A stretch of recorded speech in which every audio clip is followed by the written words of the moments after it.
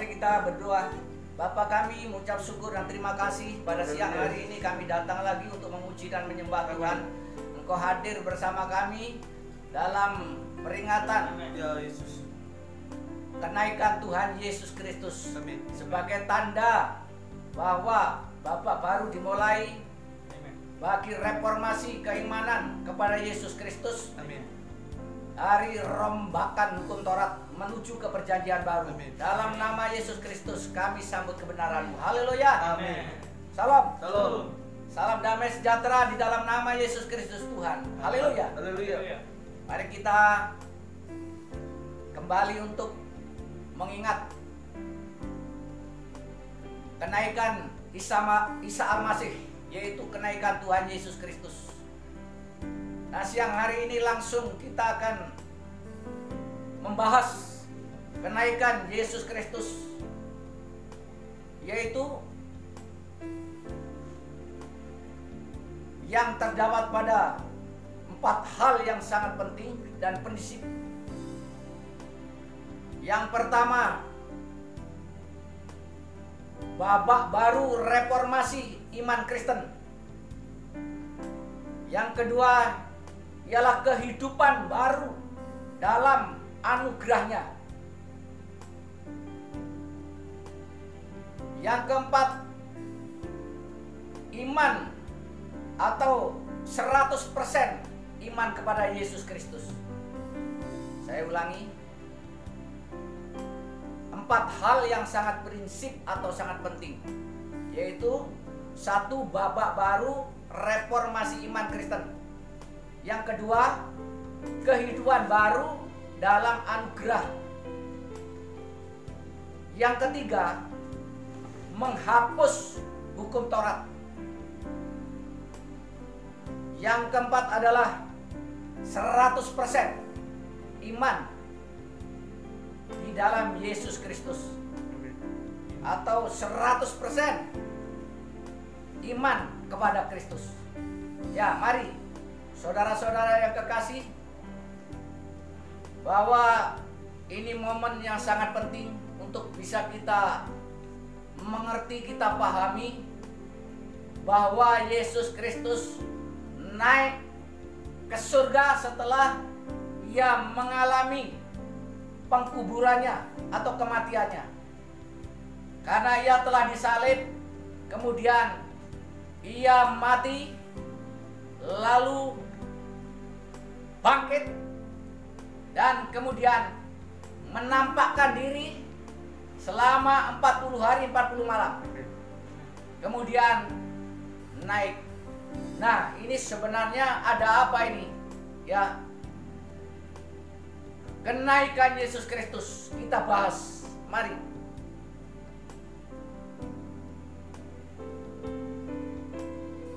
Yang pertama, babak baru reformasi Kristen atau New Christian White Reformation. Ya, kita lihat.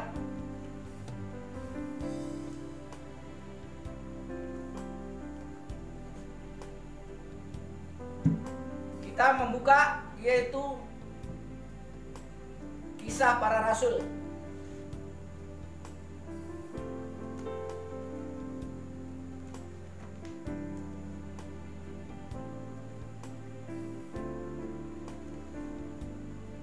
Kisah Para Rasul ayat pasal 2 ayat 41 sampai 47.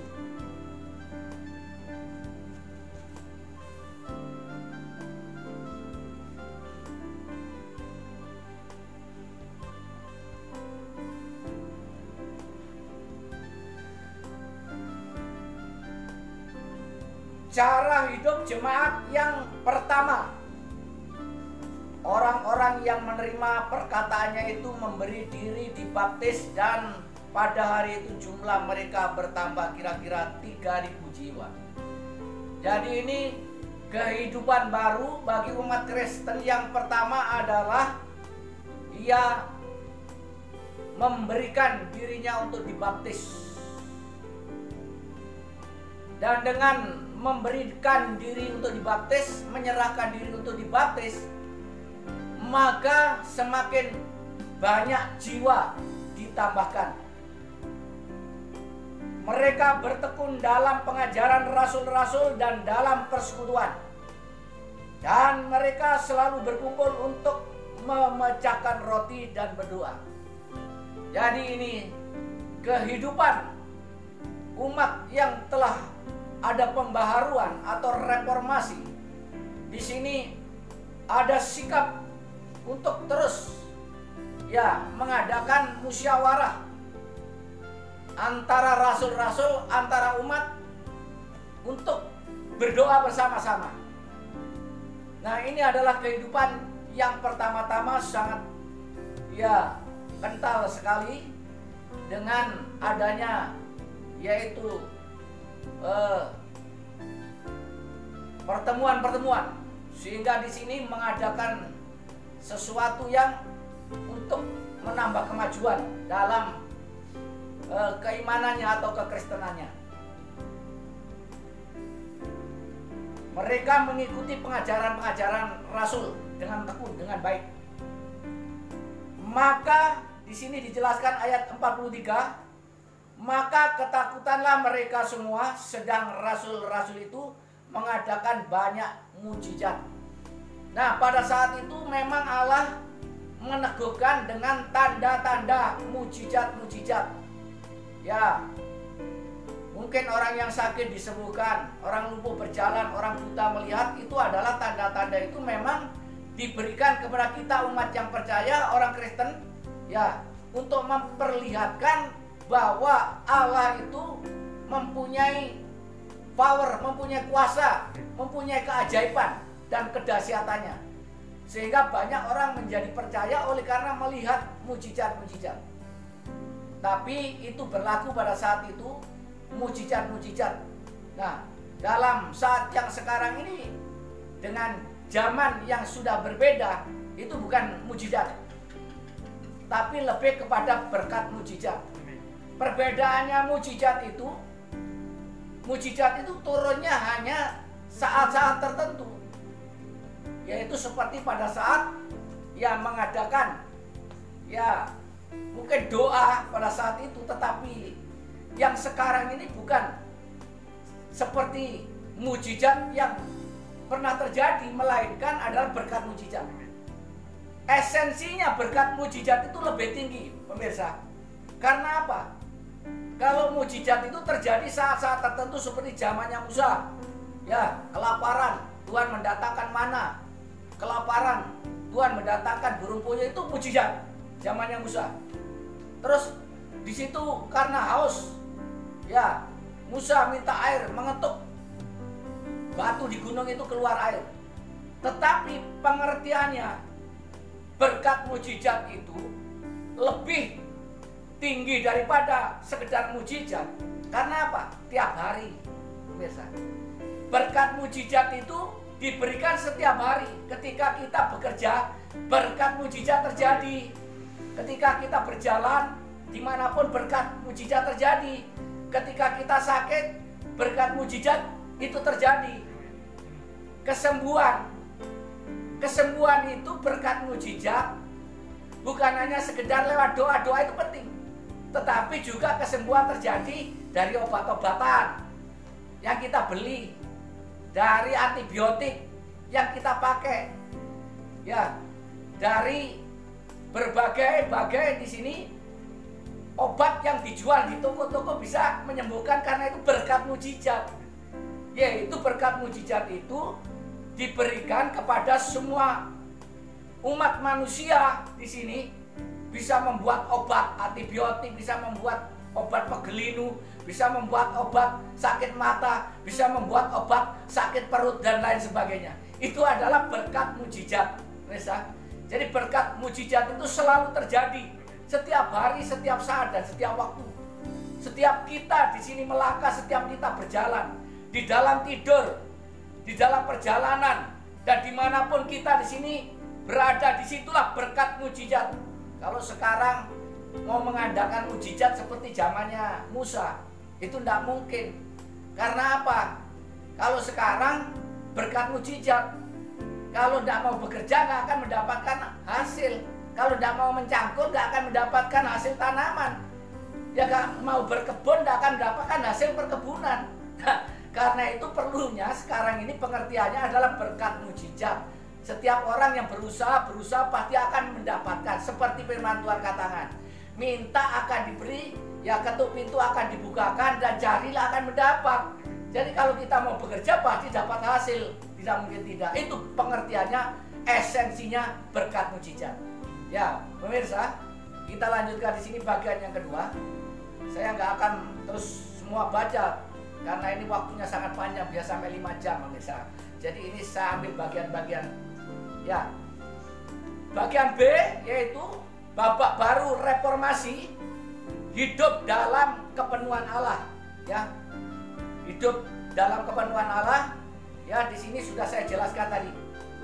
Ya, di situ ayat pasal 2 ayat 1 sampai 13 menjelaskan bahwa ketika di sini berkumpul di suatu tempat atau di suatu rumah, maka terjadilah di situ para rasul-rasul dan umat berkumpul, yaitu kepenuhan Roh Kudus.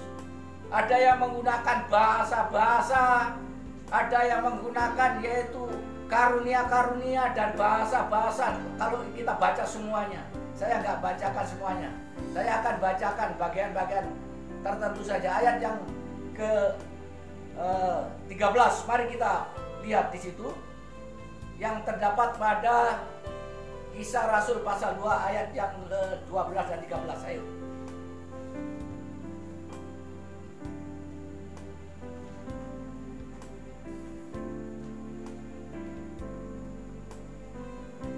Kisah Rasul pasal yang kedua ayat 13 dan 14 demikian. Atau 12 pemirsa, 12 saja. Mereka semuanya tercengang-cengang dan sangat termangu-mangu sambil berkata-kata kepada yang lain. Apakah artinya ini? Tetapi orang lain yang menyindir mereka sebab ya dianggap mabuk. Padahal mereka adalah menggunakan bahasa-bahasa yang tidak dimengerti, yang tidak dipahami, yaitu karunia bahasa, karunia roh, bahasa yang tidak dimengerti oleh orang lain. Itu adalah karunia. Pemirsa, kejadiannya kepenuhannya di situ. Jadi kepenuhannya dimulai dari babak awal itu sehingga sampai sekarang. Jadi kalau ada orang yang dipenuhi, itu bukan berarti terus selalu menggunakan bahasa-bahasa roh, tidak, pemirsa. Jadi pada saat itu adalah babak awal, babak permulaan, itulah tanda. Ya. Jadi kalau ada orang yang sekarang ini ditanya, "Mas, kamu apa sudah kepenuhan Roh Kudus?" Katakan, "Sudah." Jawabannya karena apa? Kita sudah dipenuhi sejak awal. Jadi ketika kita percaya, jadi yang dipenuhi ini adalah orang-orang yang percaya, pengikut Yesus dan orang-orang kudus dan murid-murid Tuhan.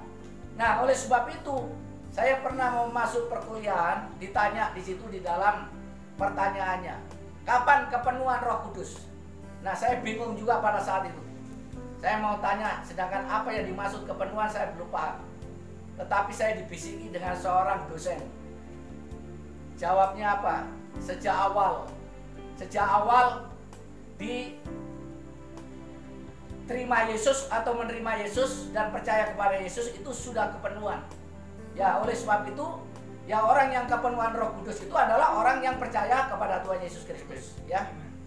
Kemudian bagian yang kedua kita lihat 2B. Bagian yang kedua adalah kehidupan baru dalam anugerah. Ya, kebenarannya iman kepada Yesus Kristus. Kita lihat Roma 5.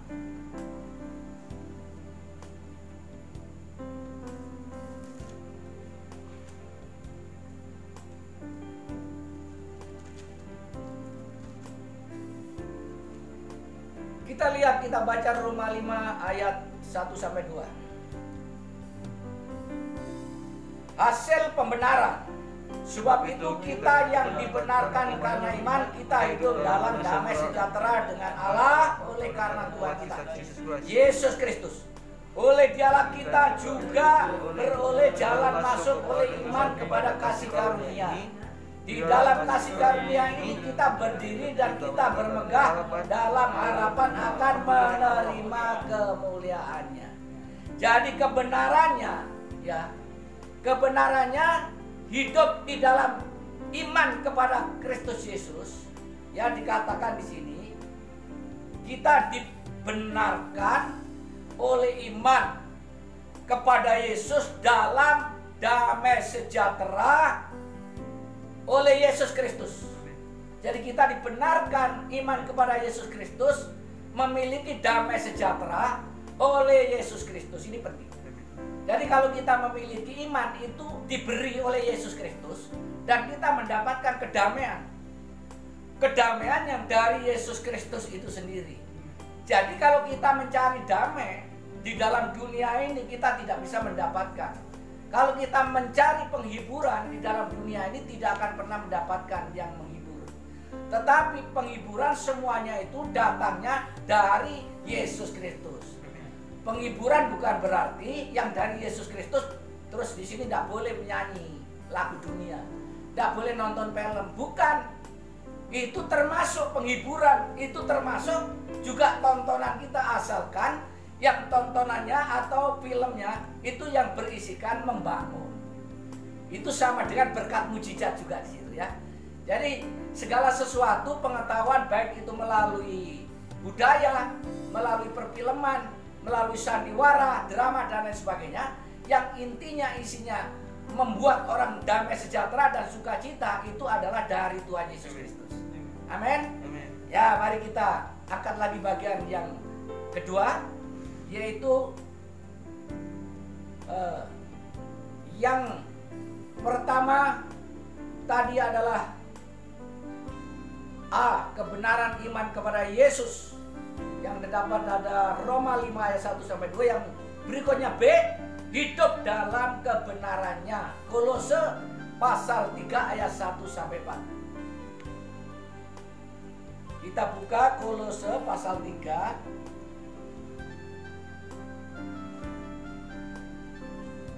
ayat 1 sampai 4, demikian.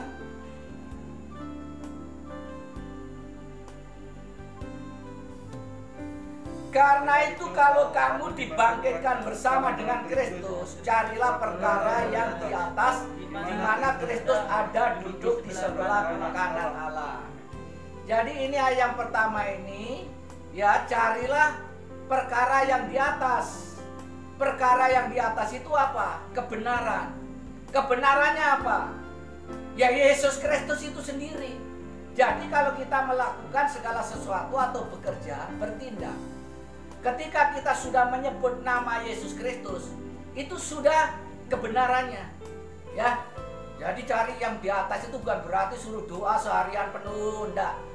Suruh menyembah 3 hari 3 malam, ya. Itu terus itu cari, ayo cari perkara di atas, nyembah terus 3 hari 3 malam, enggak makan, ya malah pingsan, enggak mendapatkan berkat dari atas, malah mendapatkan ambulan, ya, dibawa ke rumah sakit. Nah, oleh sebab itu kita harus mengerti esensi, harus memiliki hikmat dan pengetahuannya dari Allah, ya.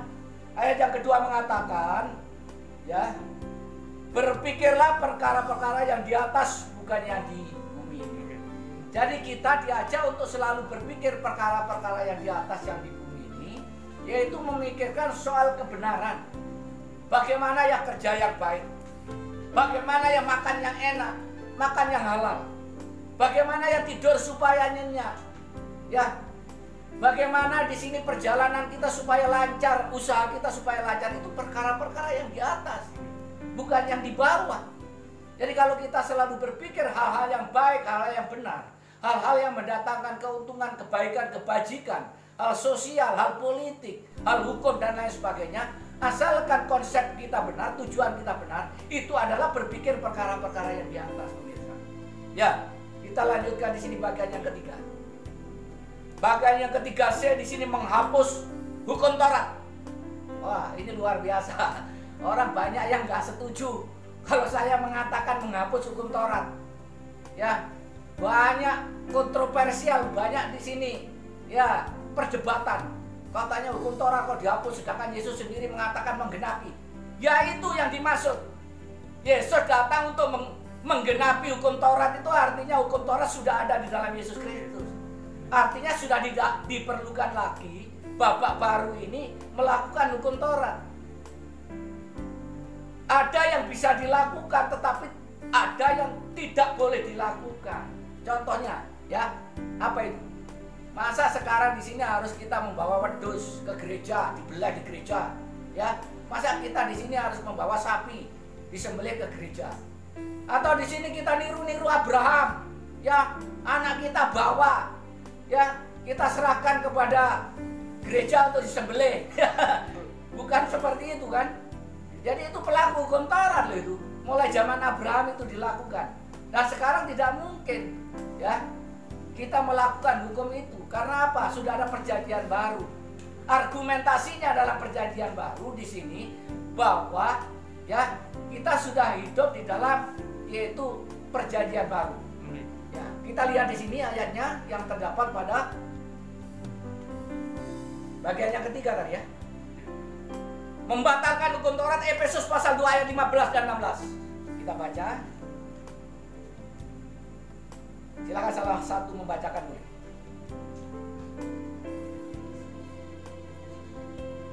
Efesus pasal yang kedua ayat 15-16. Efesus pasal 2 ayat 15 dan 16.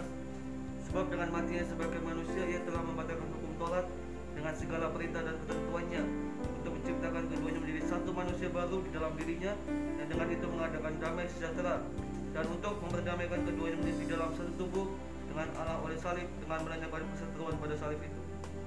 Sebab dengan kematiannya itu membatalkan hukum Taurat. Ini jelas. Pernyataan ini bukan saya mereka-reka, bukan saya mengada-ada. Tetapi Efesus pasal 2 ayat 15 dan 16 di sini bahwa dengan kematian Yesus Kristus membatalkan hukum Taurat. Dan di sini menjadikan manusia baru dan untuk memperdamaikan keduanya, yaitu kita umat manusia dengan Allah. Ya, pada zaman Taurat itu manusia kok tidak selalu berkenan kepada Allah. Manusia selalu salah pada zaman Taurat itu. Yang mempersembahkan ini salah, melakukan ini salah, berbuat ini salah, hukuman harus nebus dengan binatang, harus menebus dengan hewan. Ya, sehingga kita di sini tidak ada benarnya.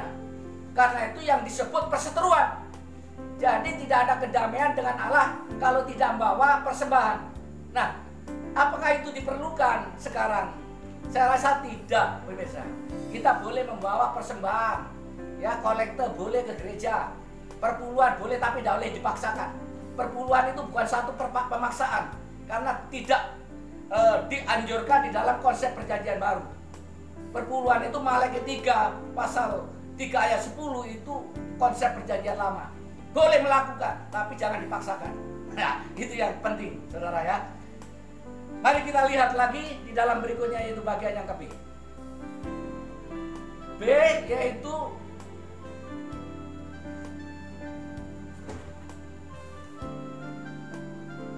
apa? Memberi perintah baru. Jadi setelah menghapuskan hukum itu, Tuhan menggantikan perintah baru, lihat, yaitu pada Yohanes.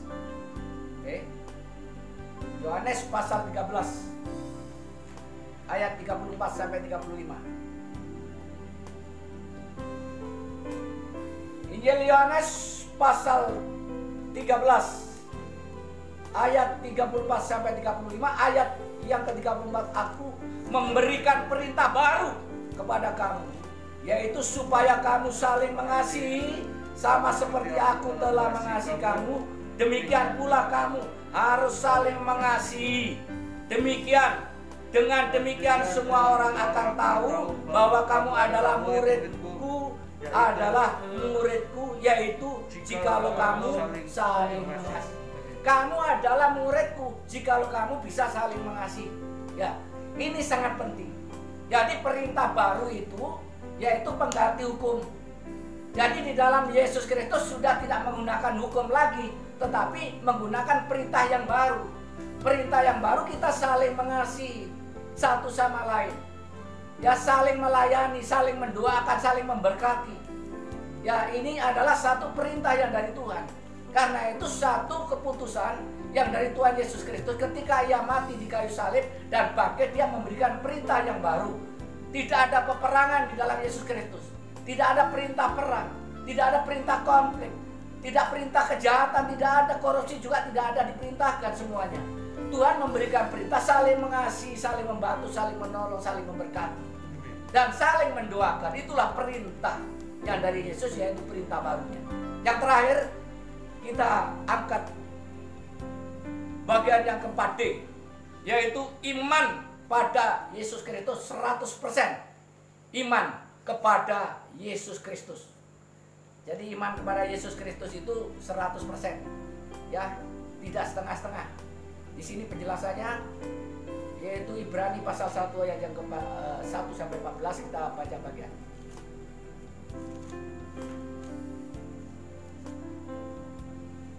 Ibrani pasal 1. Di sini mengatakan bahwa maka pada zaman akhir ini ia telah berbicara kepada kita dengan perantaran anaknya, yang telah ia tetapkan sebagai yang berhak menerima segala yang ada oleh dialah telah menjadikan alam semesta. Ia adalah cahaya kemuliaan Allah dan gambar wujud Allah, dan menopang segala yang ada dengan firman-Nya yang penuh kekuasaan. Dan setelah ia selesai mengadakan penyucian dosa, ia duduk di sebelah kanan yang maha besar di tempat yang tinggi. Ya, ini enggak, silakan saudara baca, seterusnya baca sendiri. Ini adalah berbicara tentang otoritas Allah. Kekuasaan Allah yang maha tinggi meliputi bumi dan surga, dan ia dipuji, disanjung, yaitu ditinggikan oleh Bapanya sendiri, karena ia telah menyucikan dirinya dengan, yaitu menyalibkan dirinya. Jadi penyucian Yesus Kristus di sini akan membawa dampak akibat kehidupan umat manusia menjadi kudus, yaitu dosa-dosa yang ada di dunia oleh karena satu orang berbuat dosa, yaitu oleh Adam, tetapi oleh satu orang yang menyucikan, membenarkan, yaitu oleh Yesus Kristus Tuhan. Ya, bagian yang berikut, bagian B, yaitu menggunakan apa? Meneguhkan kita. Ibrani pasal 2.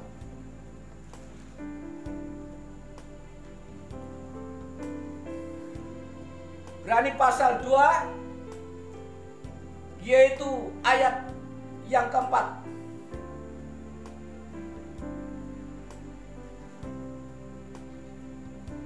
Allah meneguhkan kesaksian mereka oleh tanda-tanda dan mujizat, dan oleh berbagai penyataan kekuasaan dan karunia Roh Kudus yang dibagi-baginya atau bagi-bagikannya menurut kehendaknya. Jadi di sini Allah meneguhkan iman Kristen atau keyakinan iman kepada Yesus Kristus itu dengan tanda-tanda dan mujizat-mujizat seperti tadi dijelaskan, yaitu dalam Kisah Para Rasul tadi ya, yang dijelaskan bahwa itu tanda-tanda mujizat terjadi. Ya, banyak orang yang disembuhkan, sakit disembuhkan, dan tambah hari jiwanya semakin bertambah banyak, Tuhan semakin menambahkan banyak jiwa. Jadi yang dikatakan Tuhan menambahkan banyak jiwa, ya ini jangan salah diartikan. Pendeta cari memenangkan jiwa. Ayo, kamu harus bisa memenangkan jiwa. Siapa yang bisa mengklaim bisa memenangkan jiwa? Ya, tidak ada seorang pun yang bisa memenangkan jiwa. Kalau kita di sini ya berdasarkan amanat perintah, amanat agung Yesus Kristus, pergilah ya, jadikan semua muridku, itu bukan berarti kita di sini memenangkan jiwa. Yang menambahkan jiwa dalam Kisah Para Rasul dijelaskan yaitu Yesus sendiri, Tuhan itu sendiri. Dan kita cuma memberitakan Injil, menyampaikan kabar baik, menyampaikan kebenaran. Amin. Nah, oleh sebab itu jiwa-jiwa bertambah banyak oleh karena pemberitaan Injil.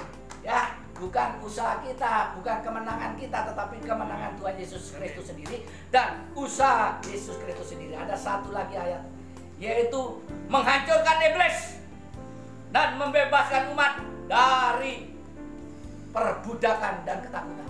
Ya, kita mari lihat Ibrani pasal yang keempat. Kita lihat ya Ibrani pasal yang kedua ayat 14 sampai yang ke-15 ini mengatakan demikian. Ayo kita baca bersama-sama Ibrani pasal yang kedua ayat yang ke-14 sampai 15. Kita baca bersama-sama.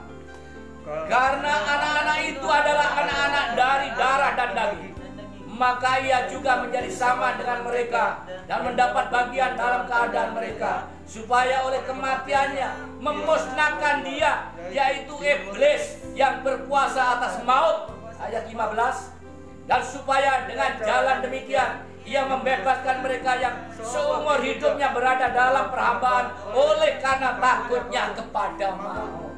Ya.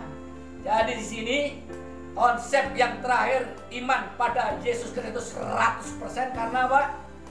Kita dibebaskan dari rasa takut, dari kematian atau maut. Maut itu bukan maut biasa, maksudnya masuk neraka.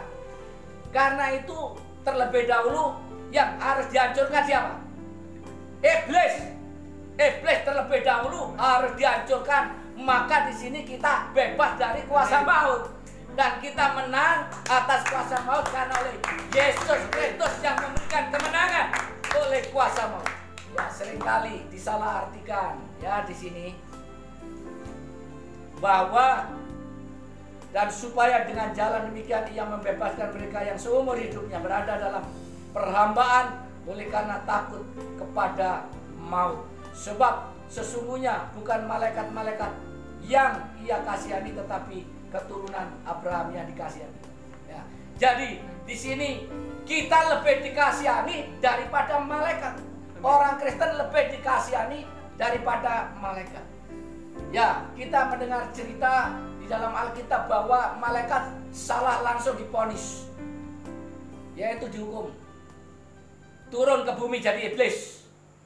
Tetapi manusia yang lebih dikasihani, bersalah, ia bebaskan dari hukuman maut, ia bebaskan dari kematian yang kekal. Itulah perbedaannya. Jadi kalau kita tahu bahwasanya kita ini umat manusia lebih dikasihani ketimbang malaikat. Nah, dengan demikian bahkan jangan di sini keliru kalau berdoa. Ya, biarlah malaikat-malaikatmu menyertai kita, enggak. Kita di sini mempunyai otoritas lebih tinggi dari mereka. Ya, karena itu kita langsung dipimpin oleh Roh Kudus saat ini. Kalau saat itu minta pertolongan zamannya Musa, malaikat datang, ya, bawa wahyu, ya. Tetapi untuk yang sekarang di sini, kalau kita minta langsung pada Tuhan Yesus Kristus, tidak perlu kepada malaikat. Maka itulah yang dikatakan Allah kita sudah dekat, Allah kita sudah bersama kita. Immanuel, Tuhan Yesus memberkati. Mari kita berdoa. Tuhan, inilah firman yang kami sampaikan, kiranya mendatangkan kekuatan dan anugerah reformis kehidupan umat-umat Kristen, umat-umat yang percaya. Supaya tidak melakukan hukum Taurat, melainkan hidup di dalam anugerah kasih karunia dan menjalankan perintah baru, saling mengasihi, saling menolong, saling membantu, saling memberkati, dan saling mendoakan. Itulah firman yang kami sampaikan. Kiranya menjadi berkat bagi mereka semua. Demi nama Yesus Kristus Tuhan Yesus Kristus memberkati. Amin. Amin. Kita bangkit berdiri, kita tutup ibadah kita.